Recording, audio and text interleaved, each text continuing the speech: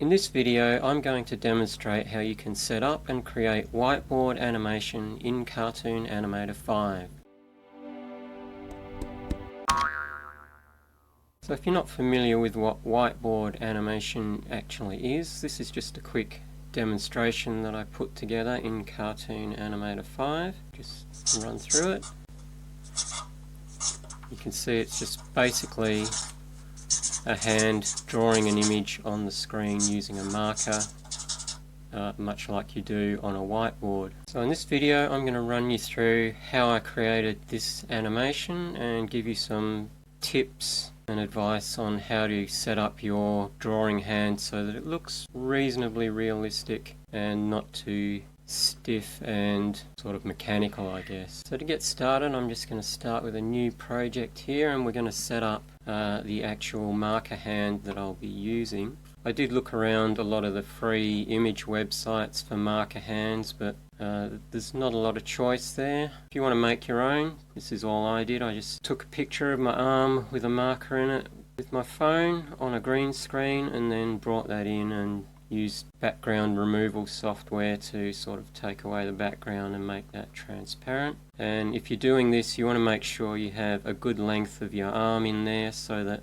when the arm is drawing on the screen, it can reach up to the top of the screen without sort of running out of arm and looking like a sort of amputated arm that's drawing. So that's all I did for this. Once you have your arm set, I'm going to just drag that onto the stage and bring it in as a prop, and you want to bring it in as a rigged prop, so we are okay to that because we're going to be adding some bones to it. You can see this particular prop is actually huge, but it'll take you straight into the composer when you do that. And the first thing we need to do once we're in the composer is to actually move this so that the root bone here, which is the bone that it rotates around if you actually rotate the prop, is at the point of where the pen would be, like the pen tip would be. So to do that, I'm going to close the bone editor and open up the sprite editor, and we're just going to move it around. You can see that this crosshair is staying in the same spot, so that's where the root bone is going to be, and we want to place that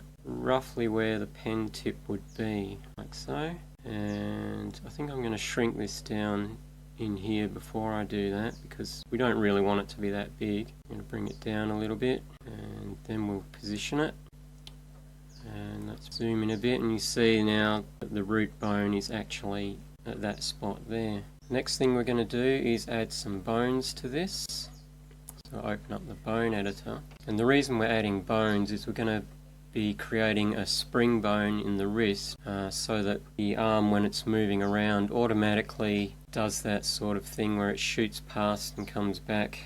I think it's called dampening or something, so that we don't actually have to animate that while we're doing the drawing. So we're just going to add a bone. The first bone we want to do from the base of the arm up to the wrist. Click once down there and bring this up to about pretty much where the wrist joint is. We click again, place that bone, and then I usually put my other two bones at the end of the marker, like so, and then going down to the marker tip there, and then I just hit escape. So that's all the bones that you need to create this effect. And this bone here is going to have some spring in it too, so that'll hopefully make the marker look a little bit like it's moving as well. So once we've got those bones, we want to create the spring bones. So open up the spring bone editor, and we're going to create a group. You could probably just put it in the default, but I'm going to add a group in, and I'm just going to call that wrist. And then you want to click on this bone. You don't want to include this bone in the spring bones because this is the rigid bone that these other two bones will react against. So that's their sort of solid access point. So we'll click on that bone, and with include child bones checkmarked, we'll assign this bone to the group, and you'll see that's assigned all the rest of the bones from that point onwards. So we've got this bone, bone 3, and technically that point is bone 4. All we need to do is assign this preset here, the stiff preset, and that will give the wrist a little bit of movement, but it won't be so sort of floppy that it looks unnatural. It'll sort of have more of a natural bend to it. We just click on that to apply that, and then we preview, and we can select this bone, move it around, and you can see it just gives it a little bit of movement that'll help sell this idea that this arm is actually a real person's arm. Stop previewing that. That's really all you need to do to set up the arm. So we'll get out of the composer, and you'll see there, if this blue line is the actual area that we're going to be exporting, this pretty much gets almost to the top without the wrist or arm running out of arm, so to speak. So once you've got that set up, just need to save it out to your custom folder. Going to props, go into my props, whiteboard prop, and just hit the save button, marker, and save that like so.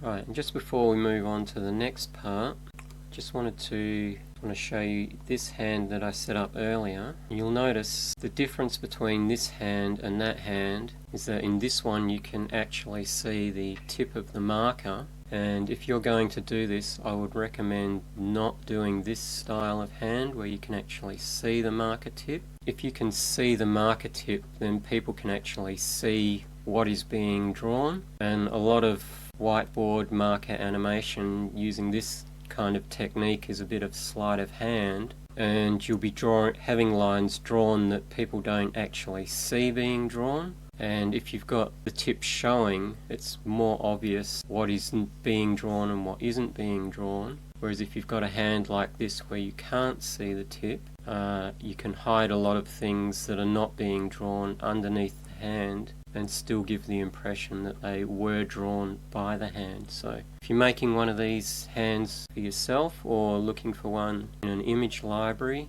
go for this style of hand rather than this style where you can see the pen tip showing. Now the next thing you'll want is something to draw, and I'm going to start by demonstrating how to draw the text because that's actually the easier part of this to do. To do that, I'm going to turn the camera on so that we know that the text that I'm putting on the screen is going to be in the camera frame, and we're going to use the Cartoon Animator's text tool, which is actually perfect for doing whiteboard text with. So go into the template and props, and you'll see there's the text props here, and we're going to go down into text and subtitles. The subtitle that you want is this one here, subtitle 03 transparent. This is the only text prop that you can use out of everything that has a clear background on it, so we just double click on that and bring it on the screen.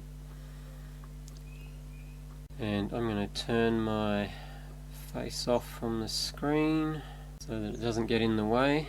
Now if you're doing text, it's important that you left justify the text so that it's always in the right position for when you're actually making the hand draw the text. You'll see why that is in a moment. But once you have this text box on the screen, you can open up the actual editing window either by double clicking on it, or if you have the box selected like I do here, you can click the text tool icon here, and that will also bring up this window. And this tool can be used for creating subtitles, so that's why you can have multiple lines of text in the one text object, and it works like you're flipping sprites.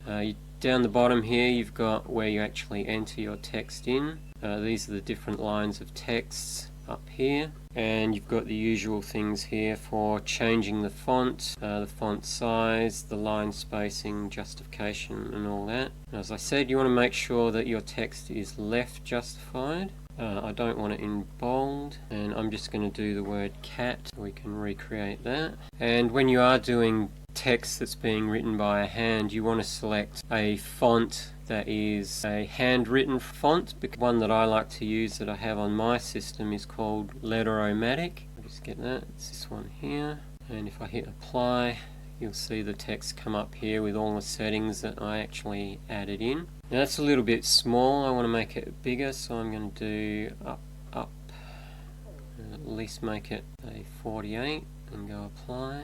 And the way you want to set this up is so that each letter appears sort of one after the other as you're writing it. So you've got to set this up with multiple lines with the next letter sort of being added to the process. So I'm going to click this add box here, or button, and you'll see we get text here, down here, and a new line added. This one's going to say just be CA, because I'm going to change the first line to just C in a minute. We'll go apply, and we'll add another one, and that's going to be the full CAT, cat. Go apply, and I'm going to go back to the first line. You just click on whatever line you want to edit, and it will bring it back up in the box down here. Get rid of the A and the T, and go apply. You'll see that first line has now been edited to just have the C. Now I'm going to add one more line that's just going to be completely blank with a space in it, and go apply. So that's what that box will look like before the hand starts writing. But for the moment we need the complete word there so that we can actually trace it. So I'll do the full word line and hit apply and leave it at that for the moment. The next thing we want to do is start animating the hand. So I'm just going to move the hand into its sort of starting position, which maybe we'll put it about there. Now that we know that everything is in frame, I can get out of this camera mode for the minute so I can sort of work with a bit more space and actually see the hand a bit better, because I need to be able to see the bottom of the hand. And there's two ways that we could animate the hand. We could select it and use the transform track. Close that down. Here, get rid of that. You see the transform track is open. We could do all our keyframes on that track, and that's perfectly fine. You can do that if you want to, but you won't be able to save this motion out if you put it on that track. If you wanted to say save the things that the hand's writing, like the actual motions for that, as a motion file, you need to do the animation of the hand using the hand's motion track rather than this transform track. That way you'll be able to reuse any of these images that you're setting up in other projects. So open up the motion file and close the transform track, and to edit the hand on the motion track you have to open up the prop key editor, and you'll see here all the bones and stuff appear. Now I need to animate from this bone, but I won't actually be able to move it from there, I don't think. I've still got to zoom out a bit, so let's try that again. I should be able to move it from here. Yep. What I'm going to do is we've got it in that location, and we're going to move 10 frames forward and move it over, and then I'm going to animate it by moving it from this point. We're going to just keyframe it on the words pretty much the same way that you would write these letters if you were actually writing them yourself. So I'll move that up there just to get it in position. I'm going to close this down and just zoom in a bit now that we're off of that first spot. You can see what we're doing. And I'm just going to go back to the first frame and select the hand again, and we're going to change the opacity to 50 and go back to the prop key editor, and then move to this frame here, and you'll see that I've got set up this bone here so that the last bone 4 is pretty much right on the word. So we're going to just line that up with the start there, and then we're going to move another 10 frames forward, bring that over to here. It doesn't have to be sort of super accurate because this whole letter is hidden behind the hand at the moment, so people can't actually see it's being drawn. They're just getting that sort of sense that it's being drawn from moving this around. You can see by there some of it is appearing, so they'll get that sense that that's drawing. And I just keep doing like every 10 frames just because it's sort of easy to navigate that way. Then we go to the start of this, draw that, bring the line down, back up to the top,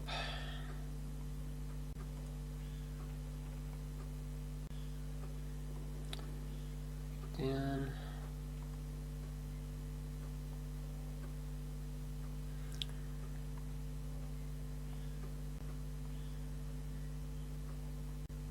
And generally I don't think you would want to do a lot of text like this, so if you're doing whiteboard animations you may want to limit the amount of writing that you actually make your hand draw.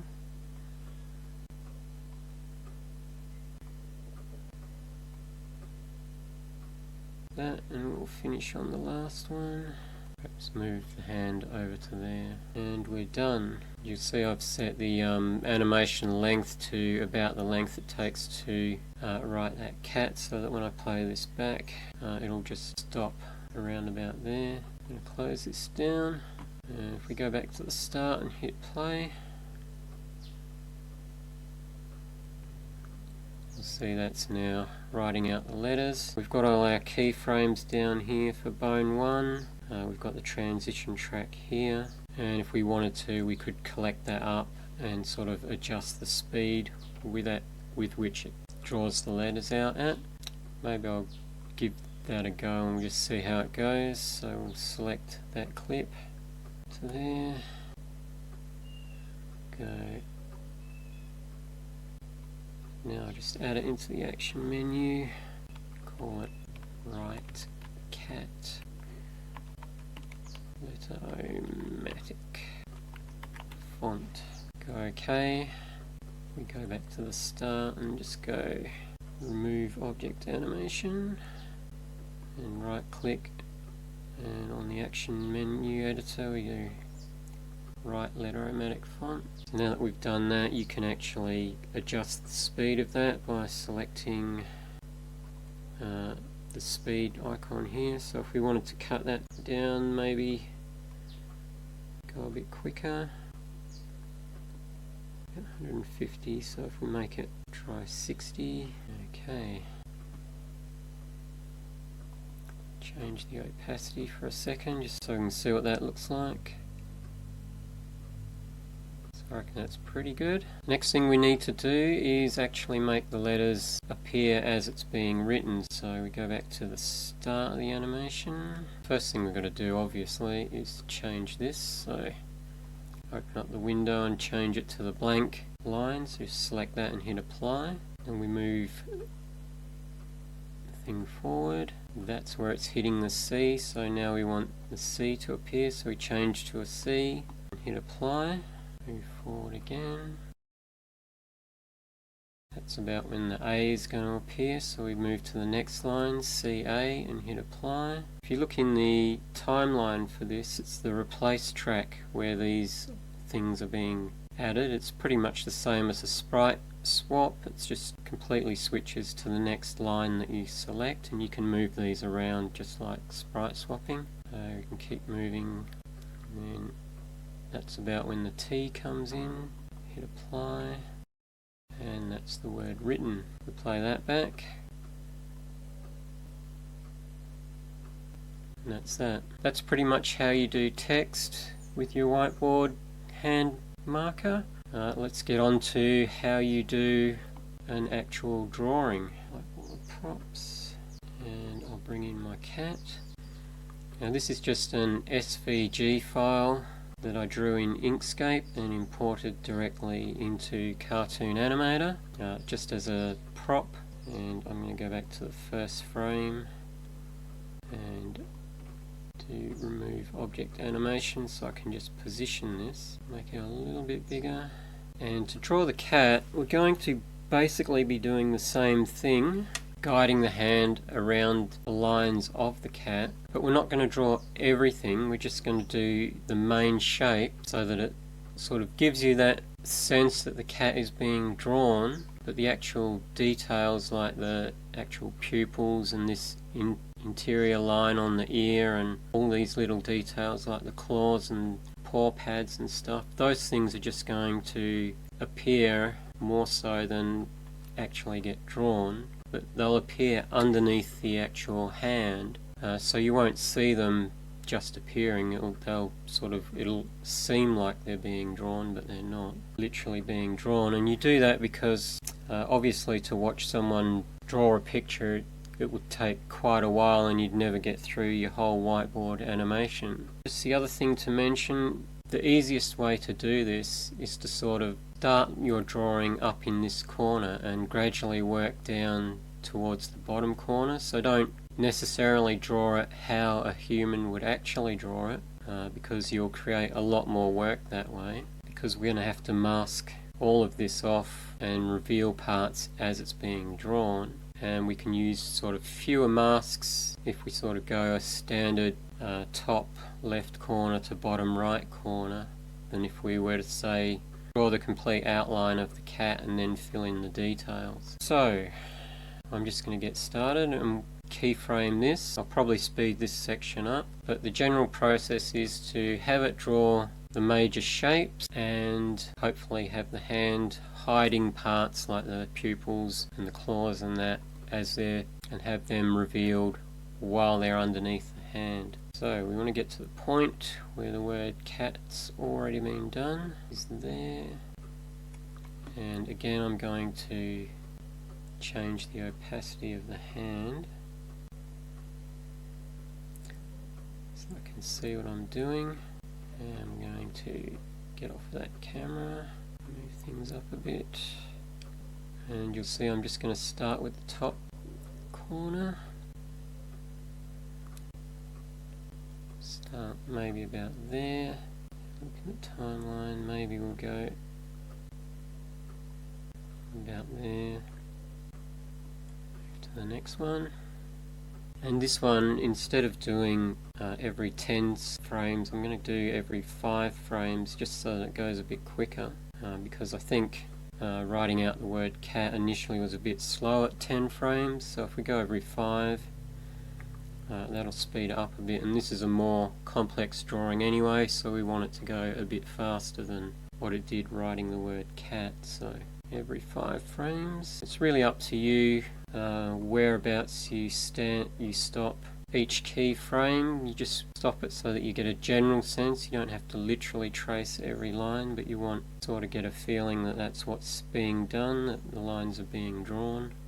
Okay, there.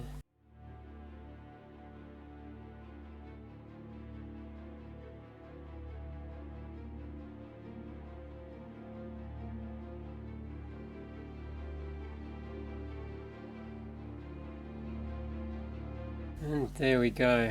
I think that's everything, so we'll come back to the camera view and we'll put this marker here. We'll take it back to the start. Just see how that looks.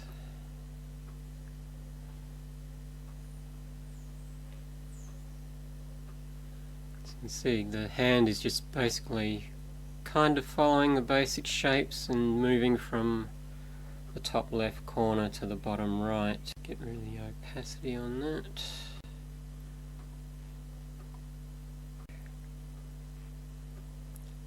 So you can get a better look at how that's looking.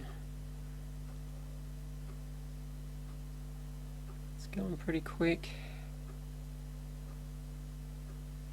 Something you can try on the more detailed sections, so let's say when the eyes are being drawn, on all of the transform keys, the transform track for the actual bone itself, not the transform track for the whole prop. On the bone itself, which is the bottom bone that we've been using, you can add a transition curve, and if you wanted to, you could do this stutter start thing just to make the hand shake a little bit more and maybe look like it's drawing in some of the details there before it moves on to the next thing. So if we try that. Fortunately, you can only add transition curves one at a time. You can't multi-select all the keyframes you want to apply it to, so this is a bit of a slow process. But if we go from there and have a look at that, I'll just play that bit. See, it scribbles a little bit more over the eyes. I'll just add in my stutters, which I'll add when it's going around the paws so that it looks more like those claws are being drawn. As I said, this is just to make the spring bones shake a little bit more and make it give you that impression that maybe that in that point a little bit more of that detail that we're not drawing is actually being drawn. And that's it. Now if we watch the whole thing again,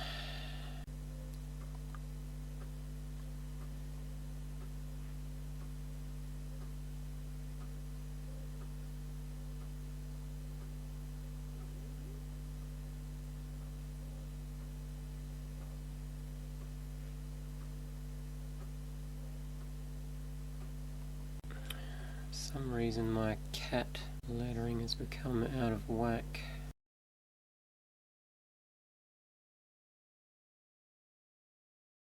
Let's fix that.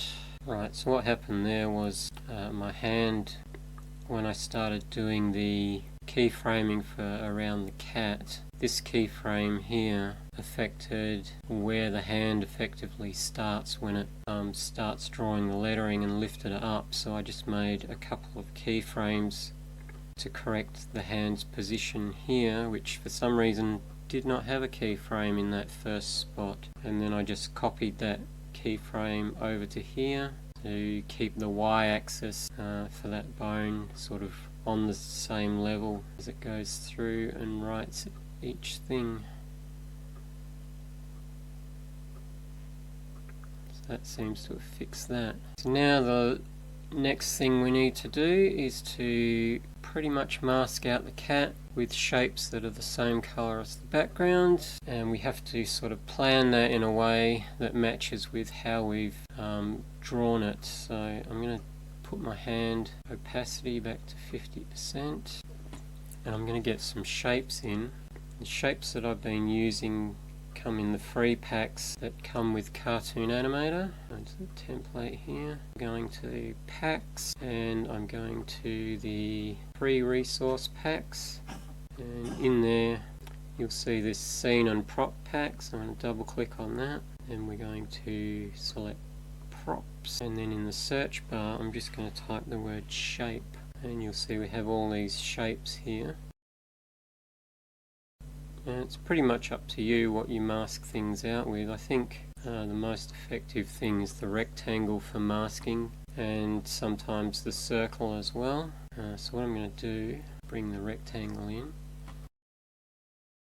and we'll make it fit roughly with what I drew. I'm going to mask out that shape, because that was a section that I drew first. I'm going to put this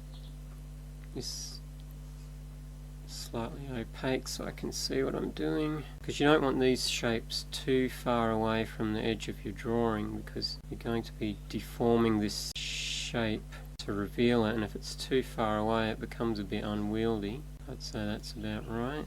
And I'm going to duplicate that shape, and I think the next part I would have drawn was there, and I'm going to bring that. I should have, before I started, made sure that these shapes were in front of my cat, which has a Z coordinate of 0, so these need at least a Z coordinate of 1 to make sure they'll definitely be in front of the cat. I'm going to duplicate that one again. There we go, that's the cat masked out. And I could, if I wanted to, change that colour to the background now, but I'm not going to. I'm going to leave all of that how it is while I keyframe the reveals. So we're just going to go through, start at the top. That's pretty much where it starts drawing. And I'm going to get out of here, but I'm going to move the camera so I can focus more on the area that I'm actually working on.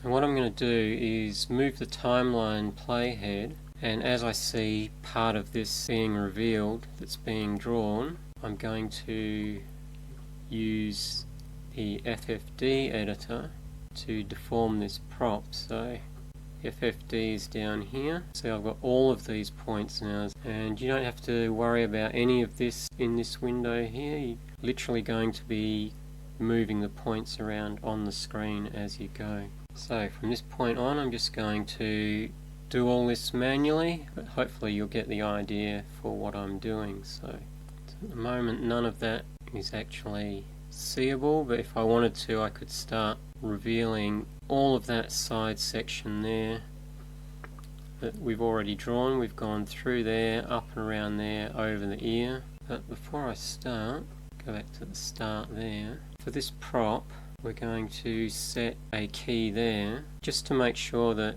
by the time it gets to this point, it stays in this shape. It doesn't start moving from the beginning of the timeline. So we're going to go set key, and that'll make sure, like if I make an adjustment at that point there, you'll see if I move back to my first keyframe, it's going to hold the original shape that we had.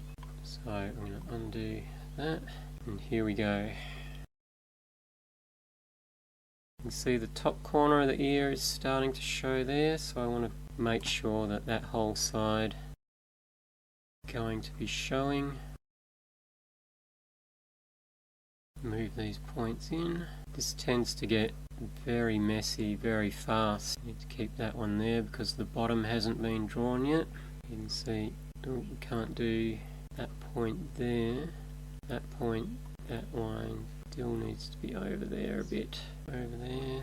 And now we can show that line. You can see the bottom of that ear needs to start showing.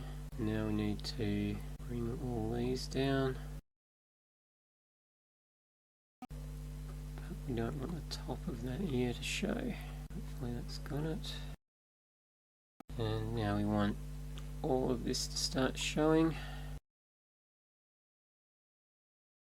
Now we're moving on to the eyes. So since that's a big move there, I might just set another keyframe here so that when I start moving the eyes out of the way, they don't move from this point. The points start moving from here. To start bringing all of this stuff down.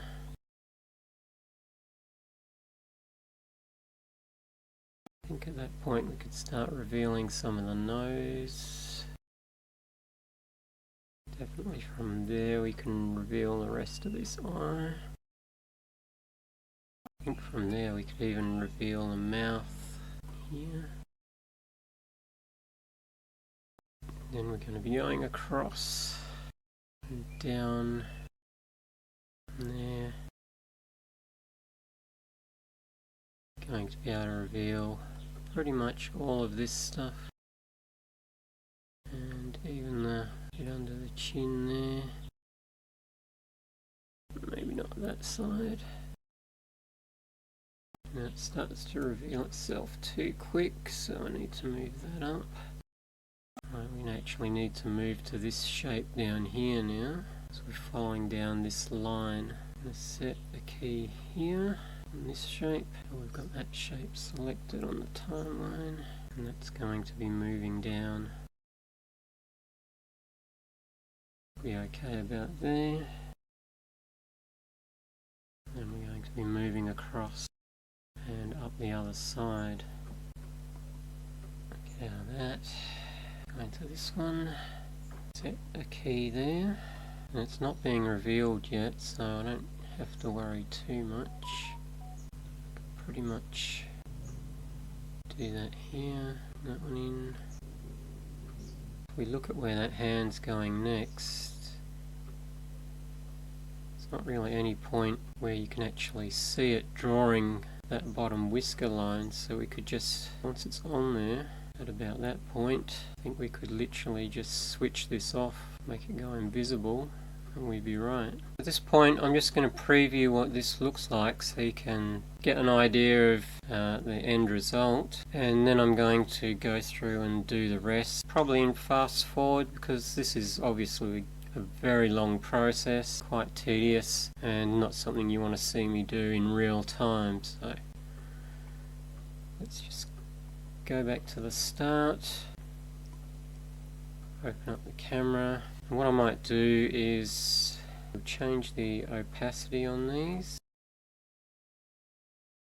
ones that we've done, and we'll change the opacity of the hand. And I'm going to change the colour of these to the background. So these are SVG props, so we can just open up the SVG colour editor, hit the fill group, open up the colour thing and do pick screen colour, and that'll change that to the screen color. Select the next one, same again, pick screen color. This one, same again, pick screen color. And I'll just play the animation.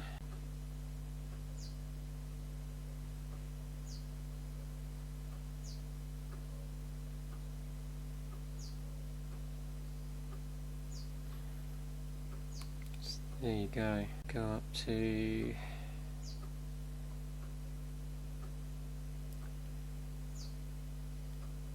that's the bit where we've drawn the cat.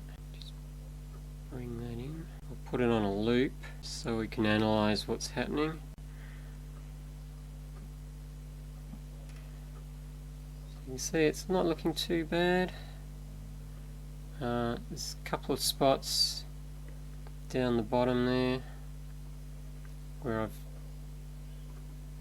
can see here where the mask is come away where it shouldn't have. I've got to fix up. Otherwise you can see how I'm not drawing everything, but it still kind of looks like it is being drawn. I'll bring this forward so you can see. We'll put it on a loop from there.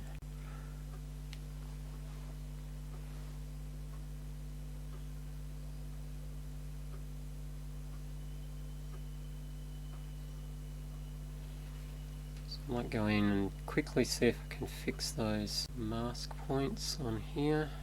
It's between there and there. Just turn my hand off so I can see. Those two keyframes, that's before I move it, that's after. I'm going to go into my FFD and just see if we can make some slight adjustments. Let's get the hand back in. Let it play on this part.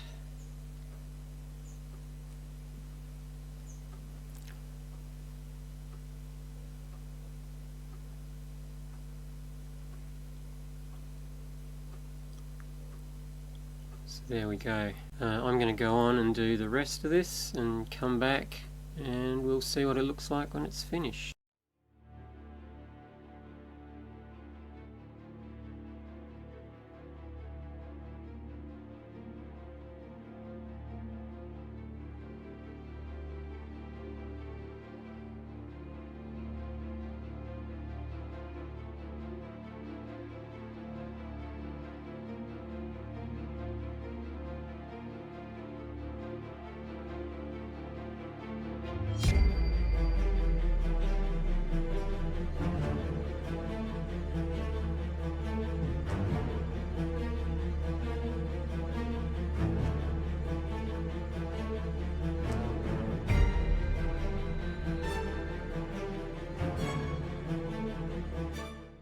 So I think that's about got everything done. I haven't checked this yet. We'll just do a first draft run through just to see what this all looks like. I'll bring that up there, change everything back. I'll lock the hand so I wouldn't accidentally select it. So we'll change the opacity back to 100. Change the opacity on these. And we'll go through and change them all to a screen cut. Alright, let's run through. Let's see how this goes together. This is the first run through after me having keyframed everything just to see how it goes.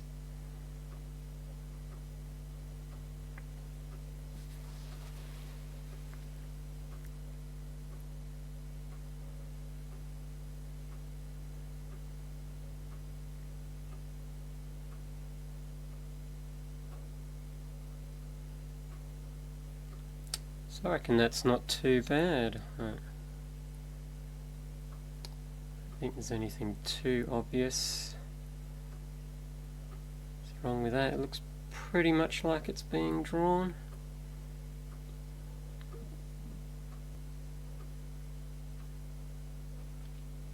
Yeah, I'm quite happy with that. Again, because we've done this using the transform of bones in the motion file and not the transform track, you could actually take that clip and save it out and adjust the speed and length of it, but the only problem there is that you would also have to change all of the deforming that I did on those shapes to match the timing of the speed and length. So at this point, if you wanted to speed this up, it would actually be better to speed it up in your editing software outside of Cartoon Animator rather than doing it here, just because that'll be a lot quicker and a lot less time consuming than having to readjust all the frames manually. So, but yeah, there we go. That's pretty much how you do how you can set up and do whiteboard animation within Cartoon Animator 5. So, did you find this demonstration tutorial useful? Would you like the project files that you saw me create here in this video? If so, I'll be making those available in my Art Times store. There'll be a link in the description for this video. You'll be able to purchase those from the store, and that will also include a copy of this video that you can download and sort of view offline at your leisure, along with looking at the tutorial project file in Cartoon Animator. And don't forget that I also have other courses and tutorials on my The Lazy Animator website. So until the next video, bye for now.